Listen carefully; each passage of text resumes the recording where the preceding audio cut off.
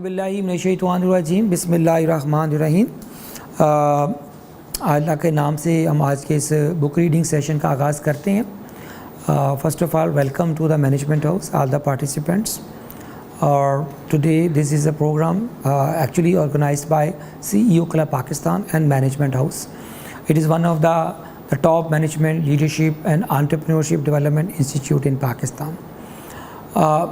The Management House and the CEO Club Pakistan have three initiatives. For the last 3 months we took this. The first is called Coffee with CEO. This is a web channel. We are CEO today. आप कभी Google करें या इसको YouTube में डालें तो आपको मिल जाएंगे. तो हमारा कॉन्सेप्ट नंबर 1 ये है कि हम CEOs की सक्सेस स्टोरीज़ को डॉक्यूमेंट करें, डिजिटली डॉक्यूमेंट करें, ताकि वो लोग उनसे इंस्पिरेशन लें पाकिस्तानी अपने कंपनियों के CEO से. सेकेंड हमारा प्रोग्राम है जी, वो है गपशप थेरेपी, जिसमें हमें किसी मोटिवेशनल टॉपिक को पकड़ते हैं, जैसे बच्चों के कॉन्फिडेंस है, पेरेंटिंग है, कोई और किस्म के जो इसके जो लाइफ के रिलेशनशिप है, इंटरपर्सनल स्किल्स हैं, तो उसको हम लेके तो हम अपनी नई नस्ल के साथ अटैच करते हैं, कनेक्ट करते हैं. तीसरा जो है एक जो आज हमें होने जा रहा है सेशन, वो है बुक्स के ऊपर. बदकिस्मती से ये हमारा जो रिसर्च है वो ये कहती है कि रीडर्स आर द लीडर्स. तो हमारा ये एक इनिशिएटिव जो ना लीडर्स डेवलप करने का एक इनिशिएटिव है थ्रू बुक्स. एक तो होता है लोग लेक्चर सुनते हैं, तजर्बों के ज़रिए सीखते हैं. एक किताबों में जो तजर्बे लोगों ने किए हुए हैं हम उनसे सीखें, rather than reinventing the wheel we should add value to the wheel. तो ये कॉन्सेप्ट है. तो आज की जो किताब है, जो हमारी बुनियादी जो किताब है वो है स्टीवन कवी की किताब है 7 हैबिट्स का, बड़ा मशहूर किताब है. उसका एक लेटेस्ट वर्जन उसने before he left this world उसने किताब लिखी 8th हैबिट. 7 हैबिट हम ऑलरेडी कर चुके हैं. तो 8th हैबिट जो ना आज का हमारी किताब का मौजू है. पहले मुझे ये बताएं, जो ऑडियंस बैठी है मेरे सामने, मेरे इतने खूबसूरत नौजवान बैठे हैं, तो किसी ने 7 हैबिट्स पढ़ी है? 8th हैबिट पढ़ी है? नाम सुना है? कहते हैं कि दुनिया में किताबें हुकूमत करती हैं, लोग नहीं हुकूमत करते, इल्म हुकूमत करता है. लोग आते जाते रहते हैं. It is a knowledge which dominates, which control the world. तो हमने कहा कि नई नस्ल तो किताबों से दूर हो गई है. इनको अगर पिज़्ज़ा पार्टी का अगर हम कहते हैं यहाँ इधर को आतिफ असलम आना है, ठीक है जी, तो यहाँ पाँव रखने की जगह नहीं होनी थी, कसम से. अगर किसी ने कहा जी 8th हैबिट पढ़नी है जो आतिफ असलम के गानों से 4 गुना बेहतर है, लेकिन कोई भी नहीं आएगा. अगर कहते हैं यहाँ जिंगर बर्गर पार्टी तो सारे जिंगर खाएँ, क्योंकि सारे जिंगर ही खा के जवान हो रहे हैं आजकल. तो किसी को पता ही नहीं कि 8th हैबिट 7 हैबिट माइट भी ये किताब, ये आज का सेशन किसी की ज़िंदगी बदल दे. ओके, तो ये मैं इसलिए थोड़ा सा प्रीएम्बल दिया. 8th हैबिट क्या है? क्योंकि 8th हैबिट मैं इसलिए ये एडवांस लेवल है 7 हैबिट का. तो मैं ये एक आप दोस्तों से ये चीज़ कहना चाहूँगा कि ये जो 7 हैबिट्स है उसने लिखी, वो हाईली इफ़ेक्टिव पीपल. उसका कॉन्सेप्ट था how to be effective human being as a individual, as a manager, as a CEO, as a person. और 8th हैबिट उसका नेक्स्ट लेवल है, वो है इफ़ेक्टिवनेस से टू ग्रेटनेस, कि हम ग्रेट कैसे हो सकते हैं. पहले जो 7 हैबिट्स का जो फोकस था वो इफ़ेक्टिवनेस था, how we can produce results in life. ठीक, तो उसकी बड़ी मशहूर हैबिट्स हैं, जैसे प्रोएक्टिव है. First habit is proactive. Second है begin with end in mind, putting first thing first. ठीक है जी, ये होती फिर think win win and sharpen the saw, ये उसकी बेसिक हैबिट्स हैं. तो मैं रिक्वेस्ट करूँगा कि 8th हैबिट, क्योंकि इसका अगला लेवल है, एक एडवांस वर्जन है, उससे पहले अगर आप 7 हैबिट्स पढ़ें तो मैं सुनने वाले देखने वालों को रिक्वेस्ट करूंगा कि ये वो किताब है जो कि आपकी एक लाइफ बदल सकती है. ये सिंपल किताब नहीं है, वो हैबिट्स हैं, अगर वो इनकलकेट कर लें तो बदल सकते हैं. तो आज का जो मौजू है जिस पे हम आज गुफ्तगू करेंगे और उसके की पॉइंट्स लेंगे, और कॉन्सेप्ट हमने रखा हुआ टॉकिंग बुक्स का, मतलब ये हम बातचीत करेंगे इसके ऊपर. इसका रियल जो एसेंस है, इसका मज़ा जो है कि आप किताब पढ़ के आएँ, किताब पढ़ के आएँ या उसकी एग्जेक्टिव समरी पढ़ लें. Do not have the time, just read the adjective summary from Google. उससे क्या होगा कि किताब आपके सबकॉन्शियस में आपके उतर जाती है और आपके बिहेवियर में चेंज आ जाती है. That will really make a big difference in your life. ठीक हो गया जी. अच्छा जी, कमिंग टू द पॉइंट जी, वो ये है कि what is book is all about. मैंने आपसे जिक्र किया ये इफ़ेक्टिवनेस से ग्रेटनेस की जर्नी है. ओके जी. और स्टीवन कवी कहता है इस किताब के हवाले से कि actually there was no need to write another book after 7 habits. ये कोई मार्केटिंग स्टंट नहीं था कि मैं कोई और पैसे कमाना चाहता था इसलिए मैंने ये किताब लिखी. 7 habits is a complete book. There is no need of 8th habit. But when I found कि यार इफेक्टिवनेस क्या लाइफ का गोल होना चाहिए, तो ही सेड नो. तो the goal of life to be great human being, effective human being, इसका एक स्टेप नीचे है, एक स्टेप ऊपर आना चाहिए। तो इसलिए वो नए जो लोग हैं, इस लोगों को जो इफेक्टिव लोग होते हैं उसको कहता है, वो उसका नाम देता है नॉलेज वर्कर। क्या कहता है? तो you people are knowledge worker now. वो अपनी पिछली किताब में उसका बस इस किताब में भी हवाला देता है कि इंसान 5 जो ना इरा में से गुजर के आया है, अदवार कहते हैं उसको, इरास, पीरियड्स। तो फर्स्ट जो इरा था वो कहता था कि वो स्टोन एज था। उसके बाद क्या है? Agriculture age. इंसान सफ़र करता हुआ स्टोन एज से एग्रीकल्चर एज में पहुंचा। एग्रीकल्चर के बाद आ गया इंडस्ट्रियल एज। उसके बाद फिर इंडस्ट्रियल एज से होता हुआ वो आ गया इंफॉर्मेशन एज। और अब कौन सा है? ये नॉलेज एज, नॉलेज इकॉनमी। तो इंसान की तारीख अगर 5000 साल की इस प्लेनेट के ऊपर है, प्लेनेट की एज है 5 बिलियन ईयर्स, ठीक है जी, 5 अरब साल। और हमारी इंसान की जो डॉक्यूमेंटेड हिस्ट्री है वो सिर्फ 5000 ईयर्स। That's all. BC आपने पढ़ते होंगे, अलेक्जेंडर द ग्रेट, और ये आपने पढ़ते होंगे, ग्रीक्स का एरा पढ़ते होंगे, अरिस्टोटल और ये और वो, जस्ट 3000 साल पहले, 4000 साल। तो टोटल डॉक्यूमेंटेड हिस्ट्री है। उससे पहले इंसान को 3-4 हज़ार पहले का देख लें, जो स्टोन एज वाला इंसान था उस वक्त तो कोई चीज़ डॉक्यूमेंटेड नहीं हुई थी। तो टोटल हमारी जो ना जो लाइफ है इस प्लैनेट पर सिर्फ 10,000 ईयर्स है। और ज़मीन की एज कितनी है जी? 5 बिलियन ईयर्स। और इस पूरी यूनिवर्स की एज तो 5 ट्रिलियन ईयर्स होगी। ठीक हो गया? तो हमारा हम वी आर नथिंग यार। लेकिन अब वो स्टीवन कवी कहता है अगर 5000 सालों को 5 अदवार में एजिस में ट्रांसलेट किया जाए तो कौन सी बनती है? पहली एज क्या जी? Stone age. उसके बाद एग्रीकल्चर एज। उसके बाद इंडस्ट्रियल रेवोल्यूशन आया, इंडस्ट्रियल एज 18th सेंचुरी में। और उसके बाद आ गया इंफॉर्मेशन एज, कंप्यूटर्स आए आगे। अब वो भी ज़माना गुजर गया। इन्फॉर्मेशन होगी ना पूरा, बल्कि सेचुरेशन होगी, बल्कि अब तो इंडाइजेशन होगी, इतनी इन्फॉर्मेशन आ गई। हाँ तो हाँ समय ख़राब हो गया क्योंकि इतनी कैपेसिटी नहीं है। हैं जी नाजिया, वो क्या कहता है पंजाबी में ना, थोड़ा सा I love Punjabi language as well. वो कहता ना जी कि वो दिल मेरा 515 MB तो यादां तेरियां 32 GB। क्या दिल की तो कैपेसिटी थोड़ी है ना जी, ज़रा इनको समझ आई बात है ना। है। तो अब अगला जो एज कौन सी आ रही है जी? वो है नॉलेज। तो you people are knowledge worker. You are luckily आप इस एज में पैदा हुए जिसमें हम पैदा हुए। हम तो पिछले एज के हैं, थोड़ा सा इंफॉर्मेशन एज से के हैं, आप ज़रा नॉलेज एज में पैदा हुए। तो आजकल की जो इकोनॉमीज़ को भी कहते हैं नॉलेज इकोनॉमी, नॉलेज कंट्रीज़। ये जो third world country, second world country ख़त्म हो गया। अब है कि कौन सा नॉलेज वाला है, कौन सा नॉन नॉलेज कंट्रीज़ हैं। ओके तो वो कहते हैं कि स्टीवन कवी 8th हैबिट में ये कहता है कि वो नए इंसान को डिफ़ाइन करता है नॉलेज वर्कर के तौर पर। और नॉलेज वर्कर का जो एंड रिज़ल्ट है वो ग्रेटनेस है। क्या बोला? ग्रेटनेस। अब ग्रेटनेस के ऊपर ना, अब उस किताब को जो 8th हैबिट है, जो कि मैं आपको ये दिखा देता हूँ, दिस इज़ अ बुक, ठीक है, इट्स ए ब्यूटीफुल बुक। ये क्या है जी? 8th हैबिट, ठीक, फ्रॉम इफेक्टिवनेस टू ग्रेटनेस, ये उसके ऊपर ये दिया हुआ है। अब इस किताब के जो मज़े की बात है, इस किताब का जो पहला पेज है, जब मैंने इस किताब को जब देखा तो वो उसके अंदर उसने जो उसकी जो पहली जो फ़िलासफ़ी लिखी है, इस किताब का जो स्टार्ट दिया है, इस किताब की जो बिगिनिंग है, उसने इसके ऊपर लिखा है एक पूरा एक ना, उसका चैप्टर नंबर 1 जो है इसका दी पेन के नाम से।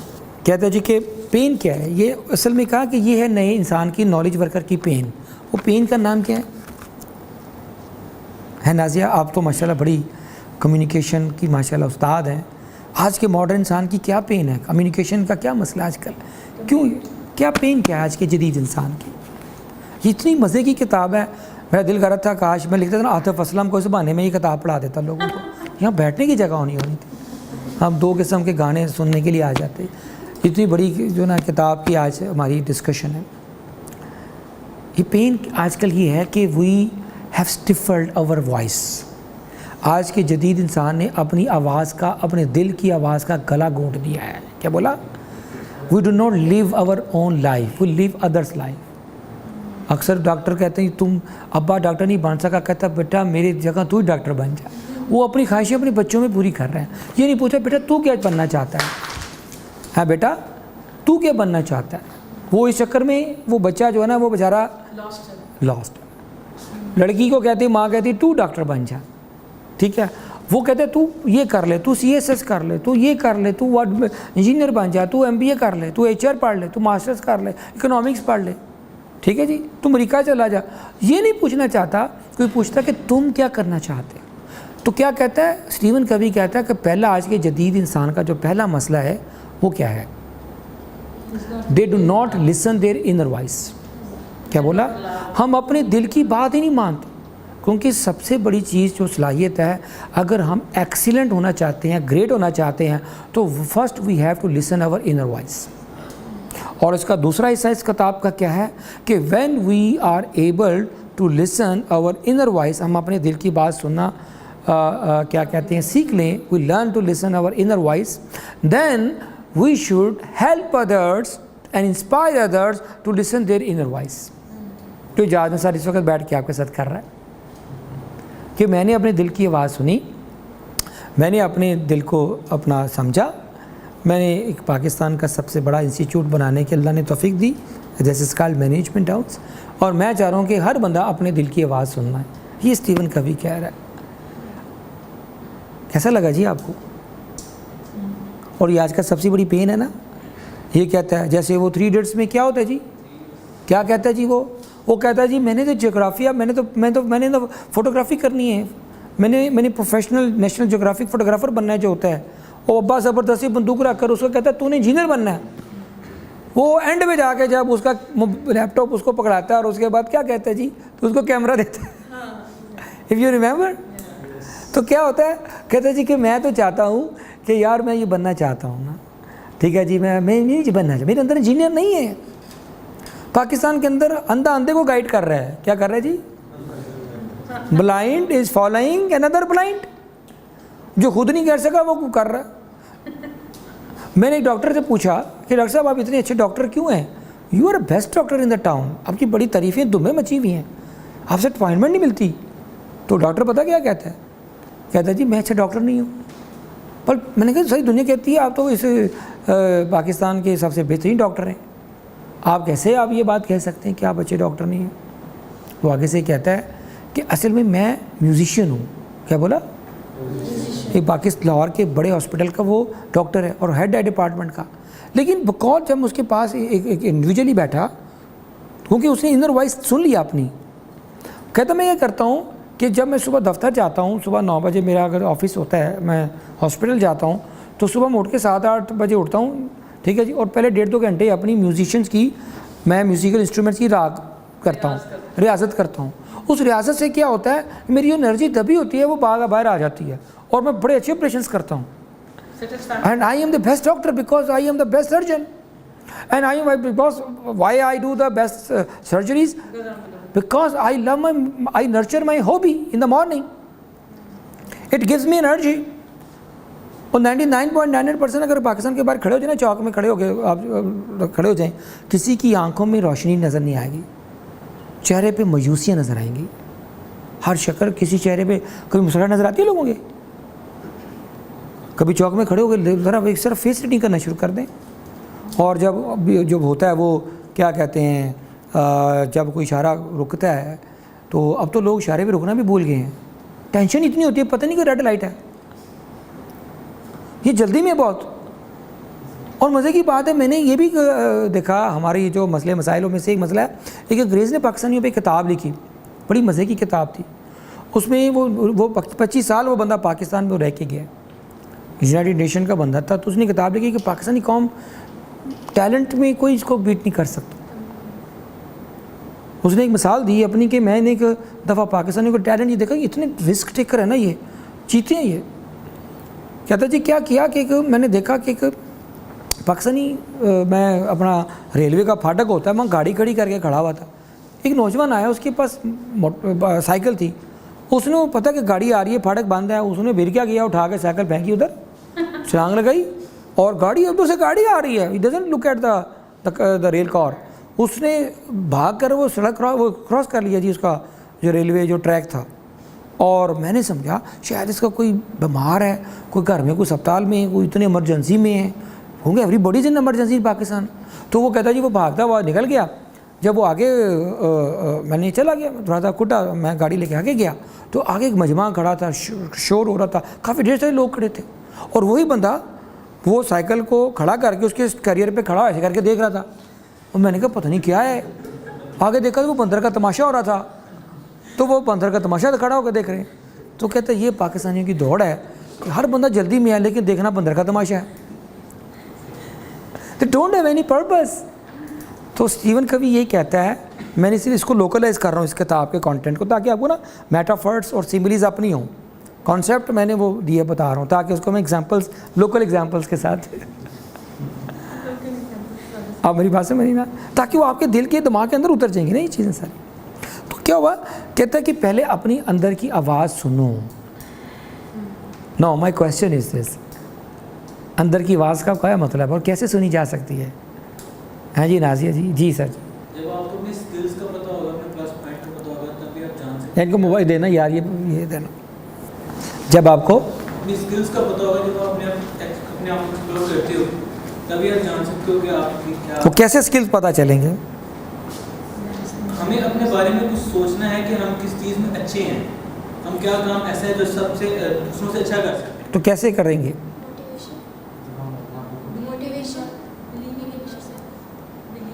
आपको पर्सनल सेटिस्फैक्शन दे रही है, वैल्यू। सबसे पहले स्टीवन कवी कहता है, सबसे पहले जो चीज़ करनी है वो कहता है जो आपकी जो इनर वॉइस है, सबसे बुनियादी चीज़ होती है फ्रीडम टू चूज़। क्या बोला?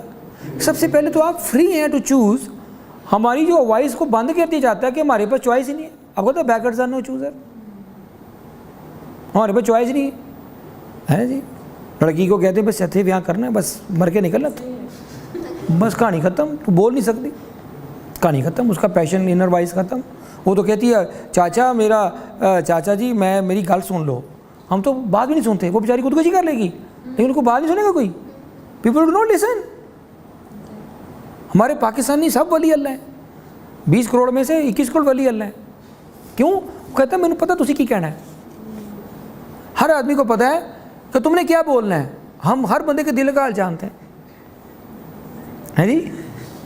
We know what the person is in the mind, is in the heart. This is a tragedy. तो पहला पॉइंट क्या है? स्टीवन कवी कहता है फ्रीडम टू चूज़। हमारे पास एक फ्रीडम दी है। और सेकंड वो कहता है कि हमें जो अपना जो डिस्कवर करनी है अपनी वॉइस, वो अपने ये देखनी है कि हमारे लॉस ऑफ, वो कहता है लॉस ऑफ नेचर को स्टडी करना है। क्या बोला? लॉज ऑफ नेचर क्या होते हैं? कहते हैं कि जी हर लॉ जो होता है वो उसके साथ एक काज एंड इफेक्ट जुड़ी होती है। क्या बोला? क्योंकि कायनात का जो बेसिक प्रिंसिपल है, जो लॉज हैं बने हुए हैं, वो काज एंड इफेक्ट से जुड़े हुए हैं कि एक अमल है और उसका एक कॉन्सिक्वेंस है।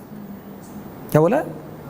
तो कहते हैं कि हमें मिसाल के तौर पे कहते हैं कि जैसे हमारी इंटेग्रिटी है, हमारा एक रिस्पेक्ट है, तो अगर हम रिस्पेक्ट देंगे तो रिस्पेक्ट मिलेगी, उसका एक फैक्ट आएगा, उसका कॉन्सिक्वेंस आएगा।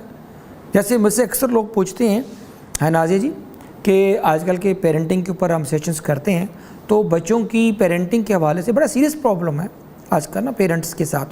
तो ये कहते हैं कि सबसे इजाज़त क्या मसला है आजकल बच्चों के साथ ना, बड़ा सीरियस है, तो उनको तरबियत कैसे की जाए, क्योंकि आजकल तो कंट्रोल ख़त्म हो गया।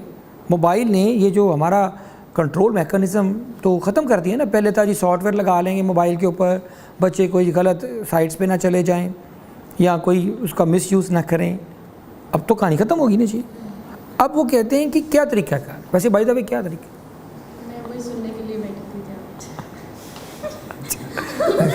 अगर बंदे की इनर वॉइस ये बोल रही है ना यार, ये अंदर की बातें आज है ना, वो डूंगी बातें ये कि स्टीवन कवी ने कहा।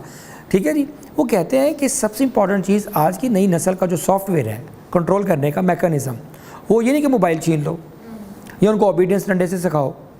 वो कहता है only thing we can teach the new generation which is the software we need to install the program reprogramming over the young people specially, even every किसी भी एज का, इसमें यंग का भी ताल्लुक नहीं है। वो कहता है कि उनको हम अपना जो भी बिहेवियर चूज़ करें, जो पहला बोला फ्रीडम टू चूज़, कि जो भी हम बिहेवियर चूज़ करें तो उसके कॉन्सिक्वेंस के लिए तैयार रहना चाहिए। क्या बोला? राइट एंड रॉन्ग दोनों सूरतों में अगर राइट बिहेवियर चूज़ करेंगे, if you become kind and respectful to others, तो उसका कॉन्सिक्वेंस ये होगा।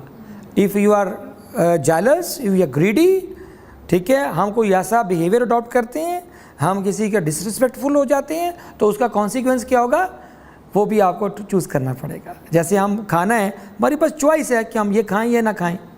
तो हम अगर खाना वो जो कहते हैं कि ऐसा खाना खाते हैं जिसको आज हम जंक फूड बोलते हैं, तो हम उसके बाद जंक ही बन जाएंगे ना जी। उसका कॉन्सिक्वेंस क्या होगा, ये ओबेसिटी के प्रॉब्लम्स और 150 बीमारियाँ जो जंक फूड के साथ टीचर्स बताते हैं या आम बेसिक स्कूल में छठी जमात में पढ़ाई जाती हैं। लेकिन उसके बाद आप चले जाएं, लोग बर्गर खा रहे होंगे, मैकडॉनल्ड बैठे होंगे, ठीक है जी, उनको रोटी तो अंदर ही नहीं जाती, पता नहीं अब तो पता नहीं, लेकिन वो बावजूद कि वो जंक है। तो जंक का जी ये हमारा बिहेवियर है और इसका रिजल्ट क्या आएगा, ओबेसिटी की फॉर्म में, बीमारियों की फॉर्म में, एक्सपेंस की फॉर्म में। It's too expensive junk food, simple food is so simple so inexpensive. am I right जी? तो सेकंड पॉइंट क्या आ गया, कहते हैं पहला पॉइंट क्या, इनर वॉइस के साथ first freedom to choose. Second क्या कहता है वो, स्टीवन कवी कहता है कि आपके जो बिहेवियर्स हैं आपने इंटेलिजेंटली चूज़ करने हैं ताकि आप उनके कॉन्सिक्वेंसेस को इंटेलिजेंटली वो कर लेंगे। अब इसका मतलब क्या है, ये देखिए जी नाजिया जी, कहते हैं कि ये पेंसिल है, मैं आपको एग्जांपल देता हूँ, ये पावर टू चूज़ कह लें या फ्रीडम टू चूज़ कह लें। कहते हैं ये वाली चीज़ हमने ये सिरा पकड़ लिया, इसकी ये वाली हमने टेल को या हेड को पकड़ा ऐसे करके, ये हमारी कॉज है, इसको मैंने यहाँ से उठा के ऐसे किया, ठीक है जी। और उसके बाद क्या हुआ, इसके साथ ये वाला जो सिरा है इसको उठाया मैंने नहीं ना, तो ये क्यों हो गया, इसके साथ अटैच था इसलिए ऑटोमेटिकली मैंने कैरी किया। कहते हैं इंसानी रवैये भी ऐसे ही होते हैं कि अगर आप किसी एक्शन को पिक करेंगे तो उसका कॉन्सिक्वेंस नहीं भी उठाएंगे तो ऑटोमेटिकली इसके साथ आपको कैरी करना पड़ेगा।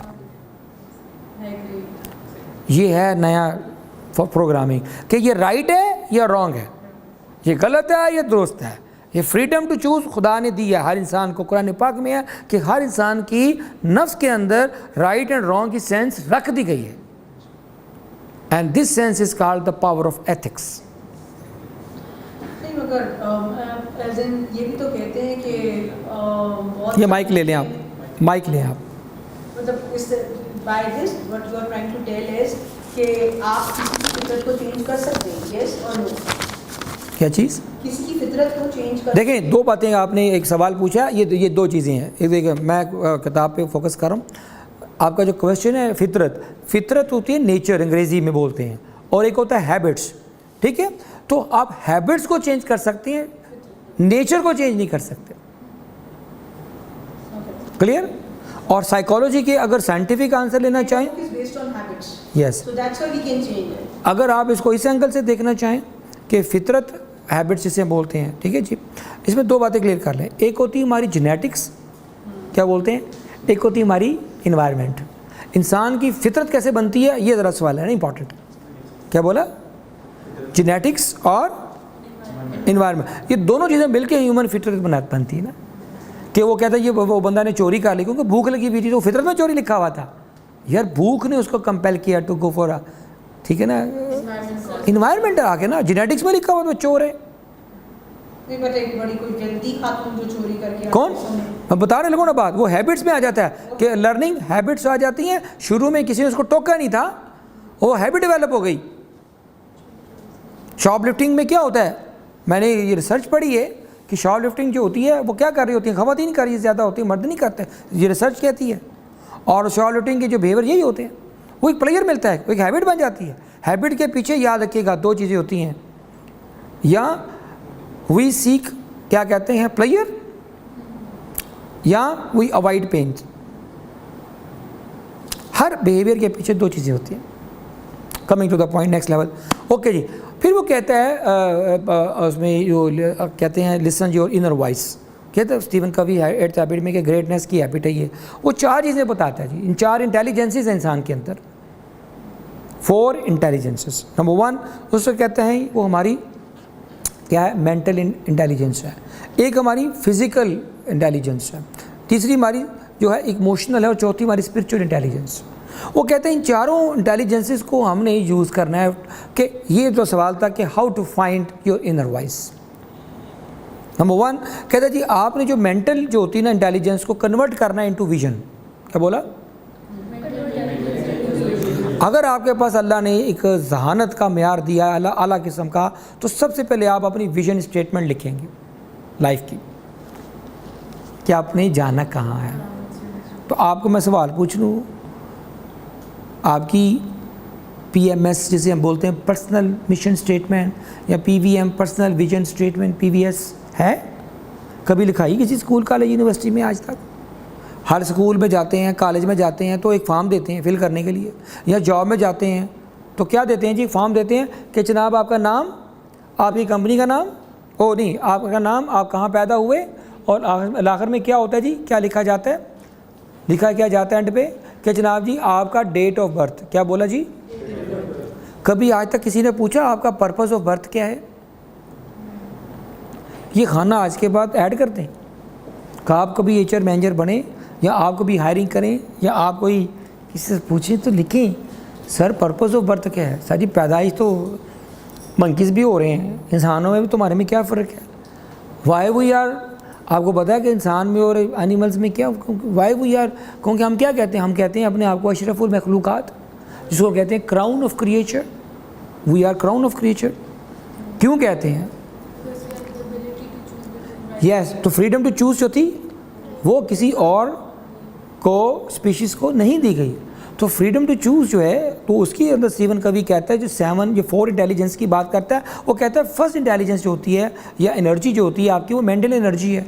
उस मेंटल एनर्जी को कन्वर्ट करता है विजन में। और सेकंड कौन सी? Physical energy. उसको कहता है नाज़िया जी बड़ा इंपॉर्टेंट, कहता है कि फिजिकल एनर्जी को हार्नेस करना होता है इनटू डिसिप्लिन। क्या बोला? Harness into discipline. वो कहता है कि जैसे ये नियाग्रा फॉल है या बड़े बड़े जो चीज़ें होती हैं, अगर आप इस एनर्जी को कंट्रोल करते हैं तो बिजली बनती है, नहीं तो तूफ़ान आ जाते हैं। अगर आप जैसे डैम, पीछे पाकिस्तान में डैमों का आजकल बड़ा रोला पड़ा हुआ है, ये डैम ज़्यादा, ये पाकिस्तान में क्या होता है 6 महीने हम पानी की ना होने की वजह से रोते हैं और 6 महीने पानी ज़्यादा आने से रोते हैं। अजीब सी कौम है यार, ये पानी स्टोर ही नहीं करते, सारा पानी जाके समुद्रों में ज़ाया हो जाता है। 6 महीने बरसात, 4 महीने पानी ज़्यादा हो गया, देहातों के देहात, और पता नहीं क्या, लाहौर में 4 दिन बारिश हुई, लाहौर का क्या हाल हो गया आपको पता, पूरा मीनस बन गया है, डूब गया ना था वो, नीचे से लाहौर निकल आया, उधर से पेरिस डूब गया जैसे लाहौर में। तो क्या हुआ कि ये हमारी तरक्की है यार कि हम 6 महीने पानी से होने से, अगर वो पानी को अगर हार्नेस कर लिया जाए डैम्स की सूरत में, जैसे इंडिया ने किया, ठीक है जी, तो ये पानी हमारे लिए कितनी नेमत, तो आज बिजली के रौले ना पड़ते। तो ये कहता है सेकंड हैबिट है, और उसका वो क्या बोलता है फिजिकल एनर्जी। इमोशनल एनर्जी को कहता है वो पैशन, ठीक है। और लास्ट कहता है स्पिरिचुअल एनर्जी को कहता है वो आप अपने कंट्रीब्यूशन। तो 4 किस्म की चीज़ें वो कहता है कि फाइंड योर इनर वॉइस, जैसे 8th हैबिट का बुनियादी फिलॉसफी है। तो फर्स्ट क्या है जी? Vision. Vision come through mental energy. Second है जी आपका physical energy comes into discipline. तो ज़िंदगी में कहता है 4 चीज़ें चाहिए आपको इनर अपनी वॉइस को डिस्कवर करने के लिए। स्टीवन कवी कहता है first vision, second discipline, third passion and fourth contribution. 4 चीज़ें कि विजन हो कि आपने जाना कहाँ है, और डिसिप्लिन हो आपने जाना कैसे है। और एक बात इंपॉर्टेंट याद रखिएगा, बड़ी करोड़ रुपए की, पता नहीं आपके हाथ पे पेंसिल नहीं, दिल पे लिख लें, मोबाइल पे लिख लें कि आज़ादी पाबंदी की मोहताज होती है। क्या बोला जी? क्या बोला? समझ आ गई ना? समझ आई है? मतलब समझ आ गई, कुछ चीज़ें ना दिल पे लग गई तो बस ठीक है, बस मेरा मकसद हल हो गया। आज़ादी कि अगर आप बेमुहार आज़ादी हो जाती है तो फिर वी बिकम एनिमल्स। और अंग्रेज़ी में इसको ट्रांसलेट कर देता हूँ मैं, आज़ादी पाबंदी की मोहताज है। इसका मतलब ये है कि discipline is torture without purpose. क्या बोला? With purpose discipline is freedom. जी एम आई राइट? यहाँ तक समझ आ रहे हैं? तो ये वो डिसिप्लिन की बात है कि आज़ादी और विजन के ऊपर क्या बोला। ये जुमले याद रख लें, ये स्टीवन कवी को मैंने ज़रा अपने स्टाइल में ज़रा ना थोड़ा सा इनकॉर्पोरेट करने की कोशिश किया। और विजन के ऊपर क्या जुमला याद रखना है, ज़िंदगी में छोटे जहनों में ख्वाहिशें होती हैं और बड़े जहनों में मकासद होते हैं। क्या बोला? That's a vision, they have a vision. वरना बाकी सबके ज़हनों में क्या होते हैं, और बड़े ज़हनों में मकासद। They have the big goals, they have the goals, they have the vision in the life. Discipline के बारे में बता दिया मैंने। तीसरी बात वो कहता है पैशन। ये पैशन किसे कहते हैं जी? अंग्रेजी में पैशन कहते हैं, और इसको उर्दू में ट्रांसलेट करेंगे तो क्या करेंगे जी? नहीं सर जी, पैशन का मतलब है जुनून। क्या बोला? जब तक जुनून नहीं होगा, जज्बे तो सबके अंदर हैं, जरा जैसा नहीं, जैसे 14 अगस्त में सबके जज्बा बाहर आया होता है। और पाकिस्तान में ठीक है जी, सारे जो होता है ना सर्दियों में जो होता है ना, वो हमारा जो 25 को कायदे आज़म याद आते हैं, 14 अगस्त को में पाकिस्तान का सारा जज्बा बाहर आ जाता है। जैसे इलेक्शन में सारे पार्टियों के जज्बे बाहर आए हुए हैं, तो क्या होता है कि ये सारे जज्बे हमारे सीज़न के साथ रखे हुए हैं। ठीक है ना जी, ठीक है। तो वो पैशन जो है ना, वो बेसिकली क्या है जी? जुनून। जुनून क्या होता है?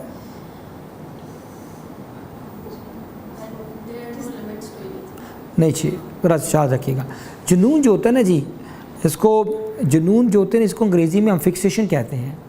क्या बोलते हैं? कि दिमाग कहीं फंस जाए, कहीं सुई आड़े जाए। ठीक है, इसकी मिसाल दे देता हूँ। क्या क्या अक्सर लोग नफ्सियात के अंदर हम इसको ऐसे पढ़ाते होते थे कि वो जुनून जो होता है ना, इसको हम ऑब्सेशन कहते हैं। क्या बोलते हैं? किसी मकसद को हल करने की जब तक ऑब्सेशन नहीं होता ना, कुछ नहीं अचीव होता। और ऑब्सेशन का सब क्लोजेस्ट जो अंग्रेज़ी तर्जमा है ना, उर्दू तर्जमा क्या है जी? नहीं जी, वो तो हो गया। अगला जो इसका रियल कॉन्सेप्ट को कैरी करेगा, जो आपको लाइव लोग याद रहेगा, वरना भूल जाएंगे आप। ये तीसरा जो पॉइंट मैं इनर वॉइस का बता रहा हूँ वो ये है, इसको हम हैं नहीं जी नहीं, इसको कहते हैं इश्क। क्या बोलते हैं? नहीं, मैं पैशन नहीं, मैं ज़रा सुपरलेटिव डिग्री यूज़ कर रहा हूँ। क्या बोल रहा हूँ? इसकी सुपरलेटिव डिग्री है। पैशन इज़ नॉट इश्क। लेकिन मैं चाहता हूँ कि पैशन की इंटेंसिटी होती है, क्योंकि सारे जज्बों के अंदर इंटेंसिटी का फ़र्क है। क्या किस चीज़ का फ़र्क है? किसका फ़र्क है? इंटेंसिटी। जब इंटेंसिटी बढ़ती है, जैसे पेन होती है, एक नॉर्मल पेन होती है, एक बंदा चीखे मारता है पेन में। नहीं, प्लीज़, पैशन जज्बा है, इट्स ओके। ऑब्सेशन जुनून है। मैं अगर तीसरी डिग्री गुड बेटर बेस्ट होता है ना जी, क्या होता है? गुड के बाद बेटर भी होता है। गुड के बाद गुड तो नहीं हो गया ना, ख़त्म तो नहीं। गुड के बाद क्या होता है? बेटर के बाद, बेस्ट के बाद Nothing. Okay, it's ish because there is no more degree than it. Yes. नहीं, उसकी लास्ट डिग्री भी है। इसके ऊपर एक और सुपरलेटिव डिग्री का फाइनल सुपरलेटिव भी है। वो बता देता ना उसको। नहीं, उसको कहते हैं, उसको हम उर्दू लिटरेचर में बड़े बड़े लोग बैठे हैं, उसको ये समझते हैं, वो उसको कहते हैं मजजूबियत।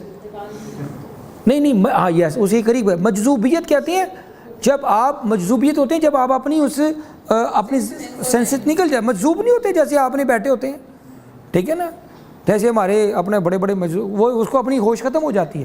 क्योंकि इश्क तो फिर होश का थोड़ा सा कायम रहता है ना, वो बिल्कुल ही बेहोशी की कैफियत हो जाती है, बंदे को पता ही नहीं होता। उसे कहता है अक्सर बैठे होते हैं ना जी, मलंग हो जाते हैं वो बेचारे।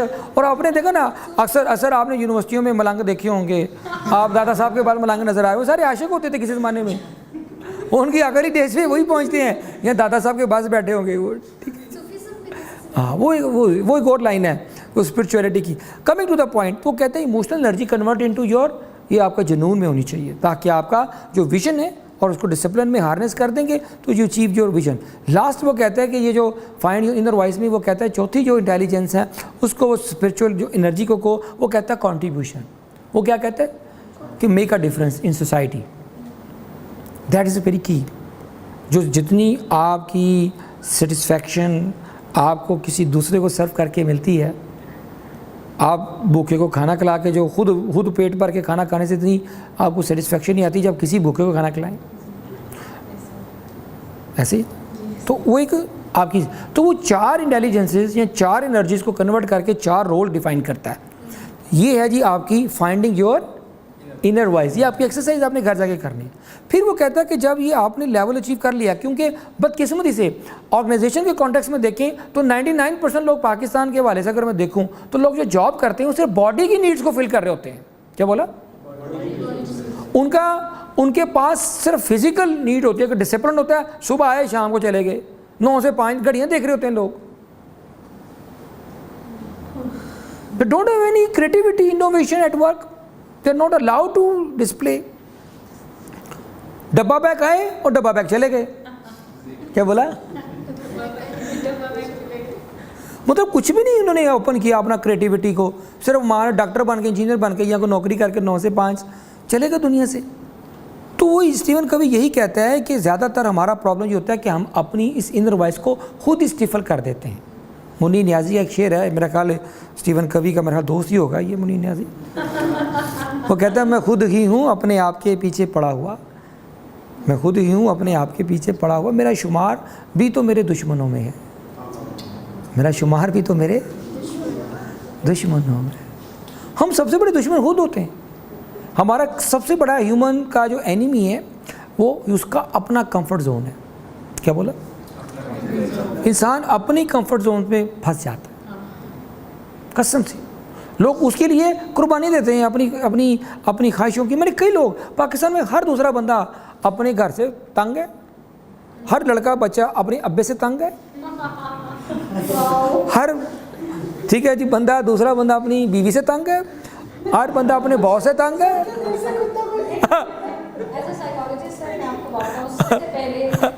ये इनको माइक दीजिएगा, माइक दीजिएगा.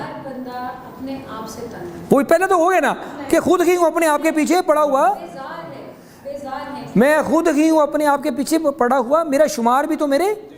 इससे मतलब इससे आगे क्योंकि शायर का जो जुमला होता है ना, मेरा ख्याल है वो उसके अंदर जहान आबाद है. इस पर पूरा मजमून किताब लिखी जा सकती है. इंट्रापर्सनल लेवल पे बेजारी है ना, तो आप इंट्रापर्सनल लेवल पे बेजारी फैलाएंगे. Oh, very true. Yeah, I get. आप मायूस हैं तो मायूसी फैलाएंगे. देखिए ना, अब हम मैं तो मेरा तो शोभा ये है क्योंकि है हर वक्त ऐसे लोगों से मुलाकात रहती है. ये नाज़िया नेक्स्ट गपशप थेरेपी के लिए इनका नाम लिख लें.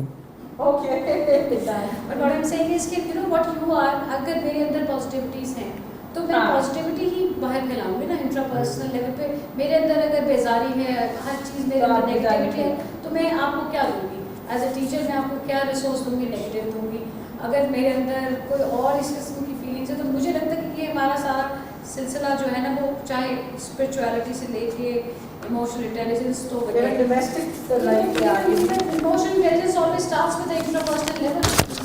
सो आई गेस अगर हम अंदर ज़रा उसकी मैं इसलिए तो देखिए जो आपका जो अपना thank you for your contribution, I appreciate. उसमें ये होता है कि अभी आप थोड़ा सा आप लेट आए, हम यही डिस्कस कर रहे थे कि जो भी चीज़ होती है आपके अपने अंदर से शुरू होती है. ठीक है, यू आर द. बल्कि मैंने डॉक्टर इसरार अहमद थे, हमारे बहुत बड़े स्कॉलर हैं, तो मैं उनका अदना सा शागिर्द होता था. तो हम उनके पहली साहब में जाके जब वो लारेंस गार्डन में जुम्मे का खुतबा दिया करते थे तो हम उनकी सफ़ में पहली सफ़ में जाकर बैठते थे. अब वो एक इकबाल के बड़े थे और रसियात कुरान और इकबाल ये उनका मेन थीम हुआ करता था. तो वो एक जो डॉक्टर साहब की ना के साथ बड़ी जो ज़िंदगी के ना बड़े साल गुजारे, उनके साथ बहुत सीखने का बड़े लोगों से वो मौका मिला. तो ये बात आपकी बिल्कुल ठीक है कि वो एक जो आपकी जो चेंज है ना आपके वो अंदर है. आपका जो एरिया ऑफ जो इन्फ्लुएंस है ना जी, हमने पिछली किताब में यही स्टडी किया था कि जो प्रोएक्टिव हैबिट है वो असल में यही है कि यू आर रिस्पॉन्सिबल, वो आर. तो वो एक आयत का तर्जमा उन्होंने मुझे आश्कार किया था, उसका थोड़ा सा तर्जमा वो कहते हैं कि ला तकना तुम रहमतिल्लाह, जो आपने बोला ना वो उसको मैं अगर कुरान की लैंग्वेज में बोलूँ कि अल्लाह की रहमत से मायूस नहीं होते. जो बंदा बिलीवर होता है ना जी, पहली बात जो बिलीवर होता है वो मायूस हो ही नहीं सकता, पहली बात एज़ पर दिस लाइन. तो इसका मतलब है कि अब जैसे हमारा मीडिया है, जैसे हमारे हम 4 बंदे जहाँ बैठ जाएँ तो सबसे पहले हम पॉलिटिक्स डिस्कशन शुरू कर देते हैं करनी. तो वो क्या करते थे, बड़ी प्यारी कहते थे इस लायत के जो तर्जमे के साथ जो तशरीह आती है ना जी, जिसको तफहीम कहते हैं या उसकी पैराफ्रेजिंग बोलते हैं, वो ये कहते थे डॉक्टर साहब कि जी अल्लाह के बंदे नेक लोग जो होते हैं वो पहली बात अल्लाह की रहमत से मायूस और ना मायूसी फैलाते हैं. क्या बोला? क्योंकि मायूस होना ये इंडिविजुअल है और मायूसी फैलाना ये कलेक्टिव है, ये सोशल लेवल पे है, ये इंडिविजुअल लेवल पे है. जब आप डिप्रेशन, तो कोई बंदा डिप्रेशन की क्रिएट करने की बात भी करता है ना, तो मैं तो उसे ये आयत सुना देता हूँ कि ना मायूस हो. क्यों? मायूस होने से बड़ा गुनाह मायूसी फैलाना है. क्या बोला? आप उसको बकौल इशफाक अहमद के, मैं उसको इंटेलेक्चुअली नहीं मानता जो मायूसी फैलाए, मैं उसको इंटेलेक्चुअली नहीं मानता जो मायूसी फैला। अगर एक बंदा अपनी मायूसी फैला रहा है तो जो प्रॉब्लम्स में भी वे फाइंड कर रहा अपॉर्चुनिटी है। ना दे। क्या अगर एक बंदा अपनी प्रॉब्लम्स एक्सप्लेन करने की एक वे फाइंड वही देखो, एक्सप्लेन करनी है उसने, अगर कोई किसी ने प्रॉब्लम तो अपनी किसी अकेले में बैठ के करे, सोसाइटी के सामने अपने दुखड़े शेयर करेगा तो कहेगा यार ये माइट भी, ठीक है जी। ओके जी, मैं इसका 2 चीज़ें क्लोज करना चाहूँगा। लास्ट जो पार्ट है ना जी उसका, जो स्टीवन कवी का इस किताब का वो था, no help others to find their inner voice. क्या बोला? दूसरा किताब का जो पहला हिस्सा तो मैंने शेयर किया, उसके अंदर वो कहता है कि 4 चीज़ें हैं जी बड़ी बुनियादी जो उस पर हमें फोकस करनी है। सबसे पहले number 1, what is important in your life. What is important आपकी लाइफ में प्रायोरिटीज़ क्या है? नंबर 1, क्योंकि life is all about priorities. तो कहता है focus on what is important and leave the rest. हम क्या कहते हैं, सारे जहान का दुख हमारे सीने में है, सारे जहान के मसले हमने इकट्ठे किए होते हैं। और हमें अपने घर में अक्सर मैंने देखा है बड़े बड़े प्रोफेसरों के, मैं जब बच्चे आते हैं ना मेरे पास, तो मेरा हैरानी वाली बात है कि जितने भी बंदे ज़्यादा पढ़े लिखे होते हैं ना उनके अपने बच्चे लायक होते हैं। अजीब सी कहानी है, डायकॉटमी है, अजीब सा पैराडॉक्स है कि एक तरफ वो बड़े अलग किस्म के बाप था बच्चे, क्योंकि पता क्या वो बाप जो था ना उसमें वाह का बड़ा शौक पड़ गया। वो मुशायरों में तो बड़ी वो आग लगा देता था। वो घर आया ना एक दफ़ा, बीवी ने कहा जी घर में तो रोटी नहीं है, भूख लगी हुई है, तो तुम कहता जी ना देखो आज मैंने बड़ी आग लगाई मेरे मुशायरे में, मैंने ऐसे शेर बोले तो आज तो आग लग गई मुशायरे में। तो बीवी गुस्से से कहती है, नाजिया जी कहती है घर के चूल्हे में कौन आग लगाएगा मुझे तो रोटी पकानी है। तो वो एक बैलेंस करना जो होता है ना, वो इतनी दीवानगी ना हो जाए कि आप बैलेंस में आउट हो जाए, डिसिप्लिन से बाहर निकल जाए, ये स्टीवन कवी कहते हैं। फिर उसके बाद दूसरी चीज़, पहला क्या जी, focus on what is important, ठीक है। और जिसकी सेकंड कहते हैं, जो हम नाजिया हम डेली करते हैं अपने, इसको कहते हैं एवरी पर्सन अगर वो ग्रेटनेस की तरफ जाना चाहता है, इस आगे गुड से ग्रेटनेस की तरफ, वो कहते हैं कि every person has a compelling vision score board. Vision score board का मतलब होता है आप अपने सारे गोल्स, अपने सारी प्लानिंग एक्शन प्लान्स सारे के सारे आपने उसके ऊपर स्कोर बोर्ड पे लिखने, इसको विजन बोर्ड कहते हैं। आपको जैसे स्कोर बोर्ड होता है ना, जैसे क्रिकेट में मैच देखने जाते हैं स्टेडियम में, पता चलता है यार 2 टीमें खेल रही हैं, आप पूरा दिन बैठे रहना, टीमें खेल रही हैं, अगर आपको स्कोर बोर्ड नज़र नहीं आएगा आपको मैच में इंटरेस्ट ही नहीं होगा। यार I am just wasting my time, धूप है, बंदा 5 मिनट नहीं बैठेगा, लेकिन स्कोर बोर्ड नजर आएगा, अच्छा पिछली टीम ने 50 ओवर में इतना स्कोर कर लिया था, अब ये यार 10 ओवर रह गए, यार ये आखिरी 10 ओवर देख के जाने यार मज़ा आ जाएगा। अगर वो स्कोर बोर्ड में आउट कर दूँ, समझ ही नहीं आएगी चल क्या है। That's life is all about score board. Put everything जो भी आपकी लाइफ में हो रहा है, जो गोल्स हैं उसके साथ डेड लाइन्स लिखें। मैं तो अक्सर पढ़ा के पिछले 20 सालों से एक ही लाइन पढ़ाता हूँ, यार what is the difference between wish and goal. एक ख्वाहिश में और गोल में क्या फ़र्क होता है? ख्वाहिशें तो हर बंदे के पास है, जैसे बोला कि छोटे ज़हनों में ख्वाहिशें होती हैं और बड़े ज़हनों में मकासद होते हैं, और आज़ादी पाबंदी की मुहताज होती है। आज का टेक अवे है ना ये, आज़ादी और छोटे ज़हनों में और बड़े ज़हनों में मकासद होते हैं। तो क्या है जी, स्कोर बोर्ड जो होता है ना आपका, विजन बोर्ड जो बड़ा ज़रूरी है। उसके बाद कहता है जी कि उसके बाद तीसरी जो हैबिट उसने कहता है जी, अगर आपने help others to listen their inner voice, वो कहता है कि अपने गोल्स को ट्रांसलेट करें डेली बेसिस पे इनटू एक्शन स्टेप्स। क्या बोलते हैं? Action steps. ये अलग बात है कि शर्मिंदा ताबीर ना हो, वरना हर जहन में कुछ ताजमहल होते हैं। मैं ऐसे शख्स को कैसे जिंदों में शुमार करूं जो ख्वाब देखता भी नहीं, जो सोचता भी नहीं, जो ख्वाब जो सोचता भी नहीं। और लास्ट में क्या कहता है, अपने आप को एटलीस्ट, ये सारा 3 स्टेप के बाद चौथा वो है सेल्फ अकाउंटेबिलिटी। क्या बोलते हैं? जब तक आप अपने अकाउंटेबल नहीं कराएंगे अपने तमाम बिहेवियर्स को, आप अपने जज होंगे, आप ही की अदालत है, आप ही चीफ जस्टिस हैं, आप ही मुजरिम हैं, फिर नहीं कहना कि जाके मुझे क्यों निकाला, क्योंकि आप ही निकालने वाले हैं और आप ही निकलने वाले हैं। ये अपनी ज़ात की अदालत में खड़े होने का नाम है, इसको अकाउंटेबिलिटी कहते हैं। आप ही जज हैं और आप ही मुनसिफ हैं, आप ही मुल्जिम हैं। ये है सेल्फ अकाउंटेबिलिटी, कि अपनी ज़ात की अदालत में खड़े होने का नाम सेल्फ, ठीक है, अकाउंटेबिलिटी है, जिसमें जज भी आप हैं, वकील भी आप हैं, मुजरिम भी आप हैं। सज़ा भी आपने देनी है, डिसीजन भी आपने देना है, ये है सेल्फ अकाउंटेबिलिटी। तो ये आखिर में कहता है कि ये किताब थोड़ी सी मुश्किल है, 7 हैबिट्स, क्योंकि आसान किताब है। इसको थोड़ा सा पढ़ने के लिए थोड़ा सा आपको बार बार आपको 7 हैबिट्स पढ़नी पड़ेगी, उसके बाद फिर आप ये 8th हैबिट पढ़ेंगे। तो मेरी आज की सेशन में ये रिक्वेस्ट है कि हाँ, ऑर्गेनाइजेशन लेवल पे मैं इंडिविजुअल लेवल की बात कर रहा था, तो ऑर्गेनाइजेशन लेवल पे वो ये कहता है कि ऑर्गेनाइजेशन जो होती हैं, बड़ी बड़ी इदारे क्या करती हैं, अपनी विजन स्टेटमेंट लिखती हैं, अपना मिशन स्टेटमेंट डिसाइड करती हैं, अपनी कोर वैल्यूज़ को डिफ़ाइन करती हैं, अपने गोल सेटिंग करती हैं, तो वही इदारे बड़े होते हैं। तो आप इंडिविजुअल लेवल पे अगर आप अपनी विजन को, अपनी वैल्यूज़ को डिफ़ाइन करें, उसी तरह फोकस करें, अपनी एक्शन स्टेप्स को डिसाइड करें, स्कोर बोर्ड बनाएं और उसके बाद अपनी सेल्फ अकाउंटेबिलिटी करें, तो nobody can stop you from effectiveness to greatness. With this words I hope ये अगले हफ्ते हम एक नई किताब के साथ मिलेंगे और ये सेशन चलता रहेगा। और ये किताब जो है, ये इसका डिजिटल वर्जन आपको YouTube पे CEO टुडे TV पे आपको लिखेंगे तो आपको मिल जाएगा। मैनेजमेंट हाउस को टाइप करें, आप चाहे वो इजाज़ निसार का आप नाम ऊपर लिख के टाइप कर दें, हर जगह पे इसका डिजिटल वर्जन में, अगर जिस आपके क्लास फेलो ने किताब नहीं पढ़ी ना पढ़ी, लेकिन कम से कम इसकी तो अदर प्रोग्राम्स हैं जैसे 7 हैबिट्स, उसकी डॉक्यूमेंट्री आप देख लें हमारी। तो ये आज का सेशन का मकसद ये था कि आपके अलावा जो आज के दोस्त हैं आपके, उनको लिंक दे दें कि यार देखो इसमें कोई पैसे नहीं खर्च होते, सिर्फ ओनली चीज़ वी नीड, हम आपसे सिर्फ चाहते हैं कि आपके अंदर डिज़ायर पैदा हो। और याद रखिएगा, ज़िंदगी का सबसे बड़ा, नाजिया जी असूल ज़िंदगी में उस्ताद ने मेरे ख्याल 8वीं जमात में सिखा दिया था कि first deserve then desire.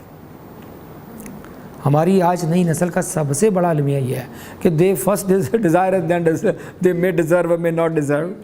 With this words thank you very much, बहुत शुक्रिया।